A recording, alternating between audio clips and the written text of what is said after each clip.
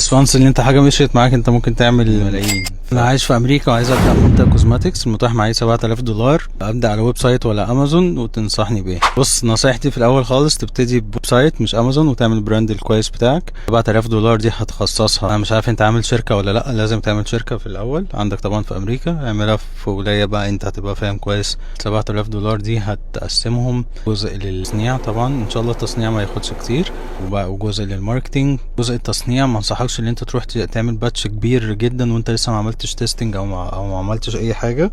لازم تعمل تيست الاول. ولو عرفت الكوزماتكس اللي انت هتعملها دي، لو عرفت تعملها بطريقه البرنت اون ديماند او البي او دي او زي الويب سايت زي سابلي فول اللي انت هم بيعملوا برايفت ليبل، يعني يبقى عندهم فورمولا او المنتج اللي انت عايزه، وهو لما يجي لك اوردر هم بيحطوا اللوجو ويشحنوه على طول. ده طبعا هيوفر عليك جامد جدا. ولو عايز تصنع، صنع كميه صغيره جدا في الاول. طيب $7000 دي هتستخدمها زي في الماركتينج. انا رأيي تطلع جزء منه توديه لانفلونسرز، مايكرو انفلونسرز، او تعرف تجيب كرييتيفز على قد ما تقدر. يعني لو عرفت توصل 50 واحدة مثلا يبقى كويس قوي. ممكن تطلع كرييتيفز وفيديوهات كتير قوي UGC، وفي نفس الوقت تعمل انت فيديوهات بالاي اي. UGC هي لعبة كرييتيفز يعني.